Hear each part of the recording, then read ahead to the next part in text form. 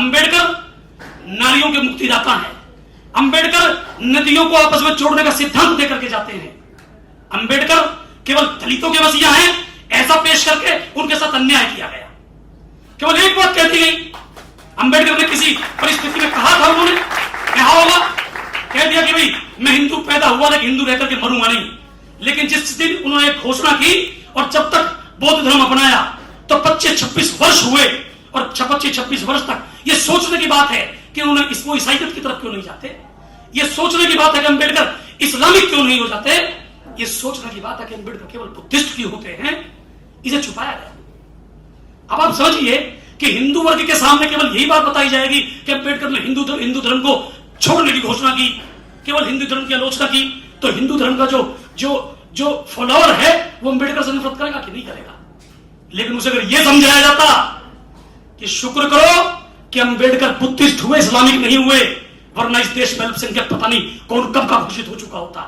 ये शुक्र करो कि इस देश और धर्म की संस्कृति को बचाने में जितना योगदान हमारा और हमारे पूर्वजों का है, उसमें चाहे डॉक्टर भीमराव अंबेडकर हो, उसमें महर्षि वाल्मीकि हो, उसमें वेद व्यास हो, उसमें गुरु रविदास हो, कोई हो, बहुजन वर्ग में पैदा हुए हर महापुरुष ने इस देश के धर्म, इस देश और देश धर्म को बचाने का काम किया, अपना सब कुछ न्यौछावर करने का काम किया, अपमान झेला, लेकिन देश को टूटने की तरफ, देश को तोड़ने की तरफ कभी अग्रसर नहीं हुए। ऐसे हमारे पूर्वज थे।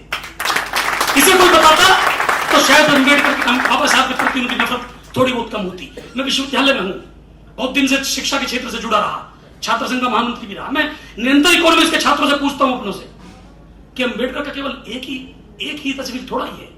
बाबा साहब की इकोनॉमिक्स पर चलो पीएचडी करते हैं, स्वीकार्य नहीं है। अंबेडकर के मैनेजमेंट पे करें, प्रबंधन, principles, management principles given by Ambedkar, इस पर रिसर्च करते हैं, तो कहने को तैयार नहीं। अब अंबेडकर की इस छवि को कौन बताएगा? कौन बताएगा कि इस देश को नदियों से जोड़ने का सिद्धांत अंबेडकर देकर गए थे? कौन बताएगा कि आरबीआई की स्थापना अंबेडकर ने कराई? कौन बताएगा कि पीएफ जो कटता है, इस आम जनता को, आम आदमी को पीएफ की जो आवश्यकता होती है वो किसकी बदौलत है? कौन बताएगा कि पेंशन देने की बात जिसने की वो व्यक्ति डॉक्टर अंबेडकर थे? कौन बताएगा कि 12 घंटे काम करना पड़ता था, 12 घंटे से ज्यादा इस देश के लोगों को, एक आम आदमी को, मजदूर को, उसे 8 घंटे किया गया? कौन बताएगा कि वीक डे ऑफ अंबेडकर की सौगात है? कौन बताएगा कि लेबर लॉ जो लगे इंटरनेशनल लेबर ऑर्गेनाइजेशन से बहुत सारे लेबर लॉज को एडॉप्ट करके भारतीय संविधान में डालने की बात अगर की तो डॉक्टर अंबेडकर ने की, तो केवल एक छवि से बाहर निकालना पड़ेगा। अंबेडकर को आप ये समझिए कि अंबेडकर केवल ऐसी चीज नहीं है कि दलितों के मसीहा तक रह करके खत्म कर दिए जाए। निसंदेह वंचितों को उत्थान के लिए उन्होंने काम किया। अब फर्क ये हो गया कि अगर अंबेडकर ने किया तो लोग उसे जातिवादी बता देंगे, उसी काम को किसी और ने कर दिया तो वो उदारवादी हो गए। लेकिन अंबेडकर भी उदारवादी हैं। अंबेडकर इस देश की, इस विश्व के सबसे बड़े शिक्षाविद हैं। अंबेडकर अर्थशास्त्री हैं। इसे सिद्ध करने का काम हमें करना पड़ेगा, कोई और नहीं करना है। हमें छवि भी कुछ और बनानी पड़ेगी। सम्मानित साथियों, अभी इसके अलावा जैसे कुमार आश्रम की चर्चा हुई थी, भाई साहब ने कहा था किसी बात में, सेंसर पार्टी भाई साहब को लेकर के कि जब कुमार आश्रम में था, अब समझिएगा प्रयास देखिए, कुमार आश्रम नाम का एक छात्रावास मेरठ में है, जो संस्था उसे चलाती थी, वो संस्था वहां अपने निजी स्वार्थों के चलते कॉम्प्लेक्स बनाना चाहती है और षड्यंत्र रचती है, रच रही है कि वो खाली हो जाए। एक बार 10 साल पहले सूरजभान जी, आदरणीय सूरजभान जी एससी कमीशन के चेयरमैन हुआ करते थे, जो गवर्नर भी रहे यूपी और हिमाचल प्रदेश में, वो कमीशन के चेयरमैन थे। उस समय खाली करने का आदेश आया, मैंने इंटरवीन किया, उसे बचा लिया छात्रावास को। पिछले 2.5-3 साल से 2.5 साल हो गया छात्रावास की बिजली कटी है। उसे प्रयास किया हम लोगों ने, मैंने आगे लोकल एमएलए से, लोकल एमपी से बात करके 2 बार उसकी लाइट जुड़वाई। मेरे आग्रह पर, माननीय केपी चौधरी साहब के कहने पर, एक आग्रह पर एससी कमीशन का हमने उस पर रिव्यू करवाया कि कमीशन का रिव्यू हो जाए, पता चले। आप यकीन मानिए, बस बताइए मुझे जब पूरे सब लोगों को जानकारी है कि वंचित वर्ग के छात्र वहां रहते हैं, यानी कि हमारे समाज के बच्चे रहते हैं, गरीबों के बच्चे रहते हैं, जिनके पास सही में शहर में किराया देने के लिए पैसा नहीं है, ऐसे बच्चे रहकर पढ़ते हैं। केपी चौधरी साहब के कहने पर कमीशन आया, हमारे आग्रह पे कमीशन आया। मास्टर जी सही बताइए कि हमारे लोगों की भीड़ कितनी अच्छी होनी चाहिए थी। जब डीएम कप्तान को बुलाकर के, कमिश्नर को बुलाकर के कमीशन के लोग कमीशन के मेंबर, कमीशन के चेयरमैन, वाइस चेयरमैन आदेश देते हैं तो सर्किट हाउस पर हमारे लोगों की भीड़ कैसी होनी चाहिए थी। लेकिन कमीशन, हमें कमीशन समझना था या ये समझना था फला पार्टी में है। जब तक आदमी किसी पद पर नहीं होता तब तक किसी पार्टी का हो सकता है, लेकिन संवैधानिक पद पर आने के बाद तो किसी पार्टी का नहीं है ना। हम ताकत की डेमोक्रेसी है साहब, इस लोकतंत्र को समझना पड़ेगा। जिससे आप, हम बार बार, मैं कहना नहीं चाहता, लेकिन जिससे मंचों पर खड़े होकर के बार बार हमारे जो सामाजिक कार्यकर्ता हैं, सामाजिक क्रांतिकारी हैं, जिनसे अपनी टक्कर लेने की बात करते हैं, जिनसे टकराव की बात करते हैं, क्योंकि समझ लीजिएगा कि आपका जो ये रूप है ना, आपके चेहरे का जो नूर है, ये किसी की आंखों में खटकता है, ये किसी की आंखों का में बाल की तरह चुभ रहा है, जो निरंतर इस बात का षड्यंत्र करता है कि कैसे आपको पुरानी स्थिति में लेकर के जाकर के खड़ा कर दिया जाए। तो समाज साथियों, समझना पड़ेगा आपको कि डेमोक्रेसी है। डेमोक्रेसी का मतलब लोकतंत्र, लोकतंत्र का मतलब जिसके पास जैसी जो ताकत दिखा पाएगा। यह भी समझना होगा कि आपको समाज की भट्टी, सामाजिक क्रांति की भट्टी में तपे हुए लोगों को हर जगह सेट करना पड़ेगा, हर जगह करना पड़ेगा। जिनकी बात कर रहे थे आदरणीय के पी चौधरी साहब अपने प्रारंभिक उद्बोधन में, कि पूरे देश में संख्या जिनकी 2 करोड़ भी नहीं, वो इस देश के तमाम संसाधनों पर काबिज हैं और तमाम राजनीतिक दलों पर काबिज हैं। उसके पीछे कारण है कि वो अपना आदमी देख रहे हैं, पार्टी नहीं देख रहे। हर जगह जो सामाजिक क्रांति की भट्टी में तपा हुआ व्यक्ति है, उसे सेट करना होगा। जैसे कि हमने पिछले दिनों सरकार के सामने एक प्रस्ताव रखने का काम किया। सरकार के में जो हमारे नुमाइंदे हैं, उनसे मैंने इसमें सहमति बनाई, कुछ लोगों की सहमति बनी। जैसे भारत में हम लोगों के संरक्षण का काम सरकार के लोग करें न करें, लेकिन ये मान के चलते हैं कि भारत अनुसूचित जाति आयोग, अनुसूचित जनजाति आयोग, जो आयोग है, कम से कम वो हमारी बात करेंगे, क्योंकि वहां पार्टी की जो लिमिटेशंस है वो कम से कम खत्म हो जाए। अब तक क्या होता है कि राष्ट्रीय अनुसूचित जाति आयोग, जनजाति आयोग में केवल पॉलिटिकल लोग ही नियुक्त होते हैं। आज तक भी ऐसा ही हुआ है, उन्हें मनोनीत किया जाता है। हमने प्रस्ताव देने का प्रयास किया। क्यों, क्या सोच के किया? हमारे बीच में आदरणीय के पी चौधरी साहब जैसे लोग हैं, इन्होंने प्रयास, मैंने बता दिया आपको, एक प्रयास इन्होंने किया कुमार आश्रम छात्रावास को बचाने का, लेकिन हमारे समाज के लोगों की कमी के कारण नहीं हो पाया। पिछले दिनों खैर मैं बता दूंगा आप लोगों को कि पिछले दिनों मैंने उसे माननीय मुख्यमंत्री जी के पास फिर पहुंचवाया है, जो विधानसभा की SC/ST एट्रोसिटी प्रिवेंशन जो कमेटी है, उसके चेयरमैन के माध्यम से, और संभवतः उस पर जल्दी कुछ काम होगा और उसमें आप लोगों की सहायता की आवश्यकता पड़ेगी तो मैं आप लोगों से बात करूंगा अभी।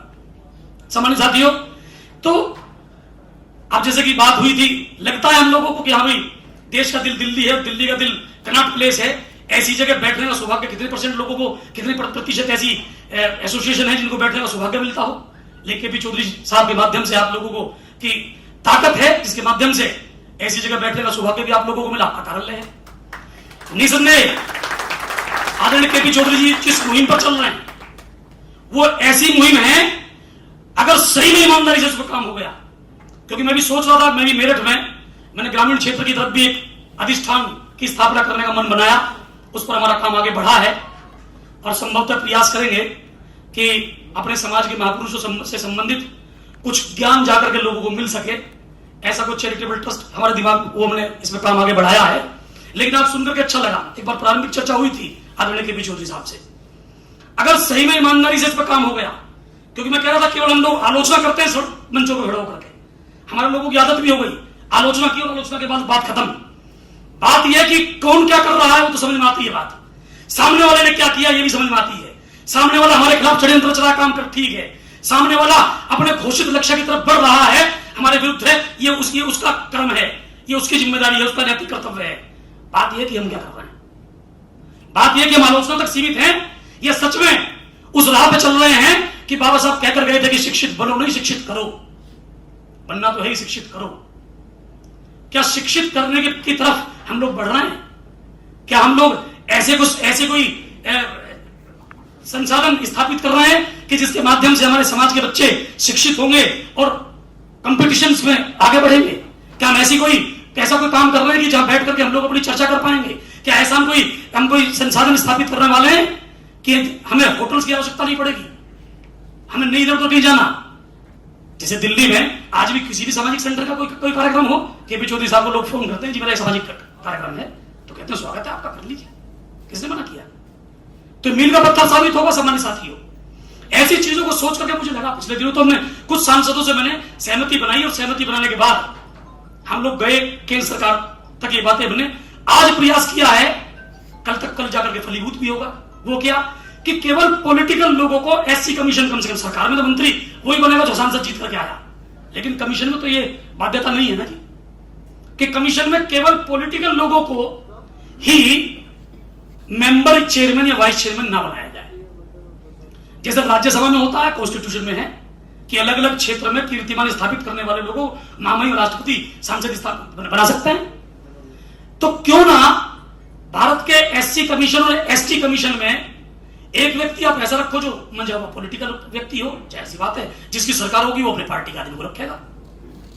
एक रिटायर्ड ऐसा अधिकारी हो जो टॉप उच्च स्तर का अधिकारी रहा हो, जिसे कम से कम कानून की जानकारी हो, कानून वेत्ता हो, विधि वेत्ता हो, कि कहीं अगर एससी एसटी की एट्रोसिटी होती है तो सामने वाला जो अधिकारी है वो बेवकूफ ना बना रहा उस व्यक्ति का, यानी कि जबरदस्ती मैनिपुलेट ना कर सके।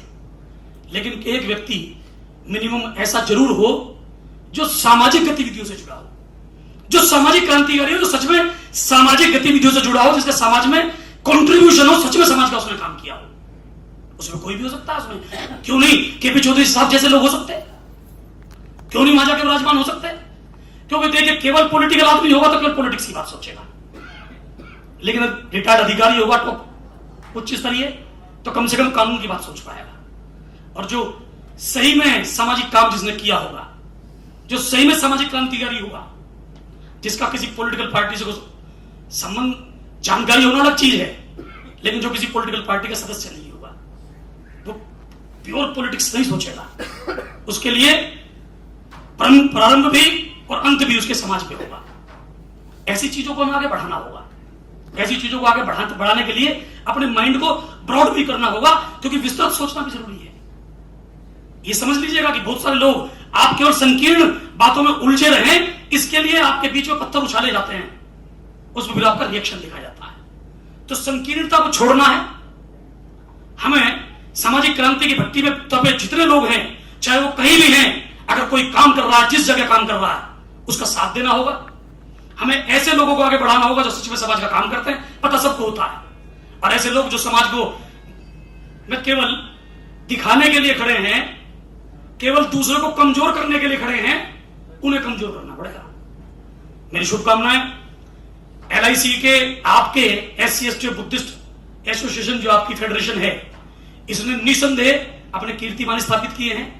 मुझे जानकर के सच में खुशी मिली कि मेरठ मंडल में जितने अधिकारी हैं हेड्स लेवल पर, इंस्टीट्यूशंस के हेड पर, वो तमाम अपने हैं। तो जिस दिन से बहुत बहुत बधाई की बात, और कमाल की बात यह है कि जो कह रहे थे संगठन में रहोगे तो इसकी ताकत का एहसास कैसे होगा। आप लोग तो मानते ही हैं कि केपी चौधरी साहब का कि इस संगठन की ताकत इतनी है कि आप लोगों को सुख और समृद्धि आगे बढ़ रही है, आप लगातार उन्नति के पथ पर हैं।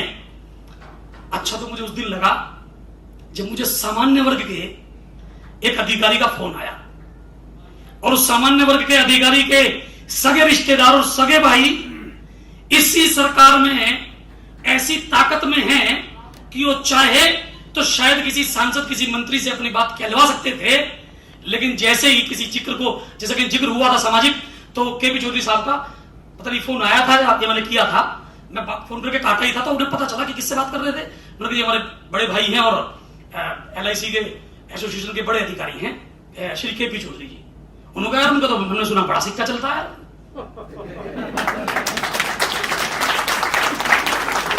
तो मुझे समझ लीजिएगा, मतलब सरकार की मां जिस संगठन को कहा जाता है, ऐसे संगठन के बड़े अधिकारी द्वारा जब मुझे यह कहा गया ऐसा है क्या, उनका तो बहुत सिक्का चल रहा है, केपी चौधरी जी का तो पूरा हिसाब खड़ा रहा है यार, हमारे भाई का कुछ थोड़ा सा काम है। तो ये किसके दम पे, इस संगठन ही तो है। और कितने गर्व से मेरा सीना छोड़ा हुआ होगा, आप यकीन मानिएगा। मैंने चौधरी साहब को फोन किया था, और फोन करके कहा भाई साहब सिक्का चल रही बधाई। जब सरकार के लोग मानने लगे, सरकार के लोग मानने लगे तब बधाई। भाई साहब ने बताया कि वो जो भी बात कर रहे थे ना, इतने परसेंट होना चाहिए, इतना परसेंट होना चाहिए, इस पर कुछ जो आया, भाई साहब ने बताया कि वो फाइनेंशियल सेक्रेटरी से इस बात पर बात भी होने वाली है। और ना जिस दिन अम्बेडकर को पढ़ने की आदत डाल लोगे और सही में किताब लाकर रख लोगे घर में, होनी चाहिए। कितने परसेंट लोगों को घर में एक बार बता दो। इस सब को 100% करना है और सबके घर में करना है। और डेली पढ़ने की आदत, केवल किताब रहनी नहीं है, डेली पढ़ने की आदत डालनी है और बच्चों को समझाना है। अगर आप चाहते हैं गरीब और वंचित इंसान की आवाज आप तक पहुंचे तो हमारे चैनल को सब्सक्राइब करें और बेल आइकन का बटन दबाना ना भूलें। देखते रहिए बहुजन हलचल न्यूज।